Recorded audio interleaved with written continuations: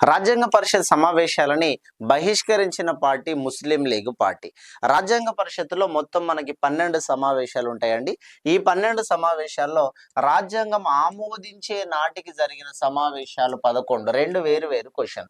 మొత్తం 12 సమావేశాలు అని చెప్పిన రాజ్యాంగం ఆమోదించే నాటికి జరిగిన సమావేశాలు 11, రాజ్యాంగం అమల్లోకి వచ్చే నాటికి జరిగిన సమావేశాలు 12.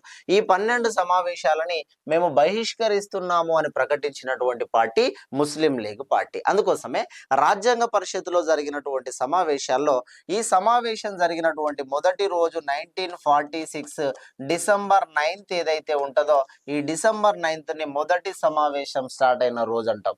ఈ డిసెంబర్ 9th మనకి 1946 నుండి 1949 నవంబర్ 26 వరకు ఈ మధ్య కాలంలో రాజ్యాంగాన్ని రాశారు. ఈ రాసినటువంటి రాజ్యాంగమే 2 సంవత్సరాల 11 నెలల 18 రోజులు రాజ్యాంగాన్ని రాసామంటాం.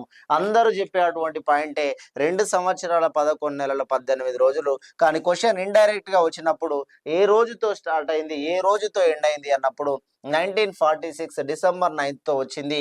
1949 నవంబర్ 26కు మనకి రాజ్యాంగం ఎండ్ అయింది.